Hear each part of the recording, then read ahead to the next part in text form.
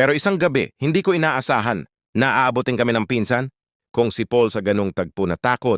Ako at hindi ko alam kung anong pinag-usapan nilang mag-ama. Pero sa halip na tumigil noon, si Tito ay itinuloy niya pa rin ang ginagawa niya sa akin bago niya ako iniwanan sa aking silid. Kinabukasan ay parang wala namang kakaiba. Sabay-sabay pa rin kaming kumain ng almusal at parehas pa rin ang sitwasyon. Hahawakan ni Rito ang bunso niya habang ako'y naghuhugas ng pinggan at naglilinis ng bahay. Tumutulong din naman si Paul sa pag-aalaga ng kapatid niya.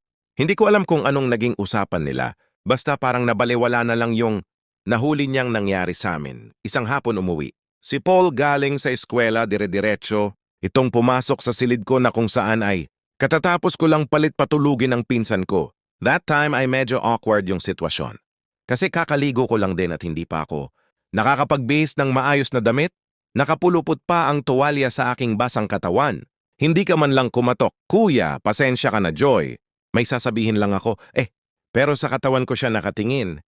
Sige, mamaya lalabas na lang ako ng silid, tatalikod na ako sa kanya para kumuha ng isusuot na damit at hayaan siyang lumabas. Nang bigla akong hilahin ni Kuya, Paul na naging dahilan ng pagkalaglag ng tuwalyang nakapulupot sa aking katawan. At para itong sabik na sinimsim ang aking kabuuan, tumutol ako, siyempre tinakot.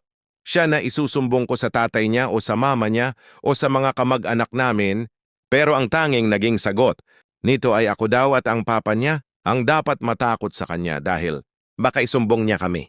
Ako tuloy ay natakot na rin, ayaw ng isip ko, pero ang katawan ko ay nadala sa ginawa sa akin ni Kuya Paul. Aaminin kong higit akong nasiyahan sa kanya kumpara sa ginagawa sa akin ni Tito Gary. Palibhasa ay gwapo si Kuya, maganda ang katawan at matibay sa laban. Hindi ko na rin naman alam. Kasi kung anong nangyayari sa akin, parang nagiging mahilig na rin naman. Kasi ako at pagkatapos ni Kuya Paul sa ginawa niya sa akin ay parang walang anuman na rin. Ito na sinabi sa akin ang mga bili ng kanyang ina, madaling sabi, hindi rin yun ang una at tuli sa gabi si Kuya Gary ang nagpapasasa sa akin. Sa hapon naman o sa tanghali, o bawat may pagkakataon ay tumitiyempo sa akin si Kuya Paul. Parehas ko silang napagbibigyan.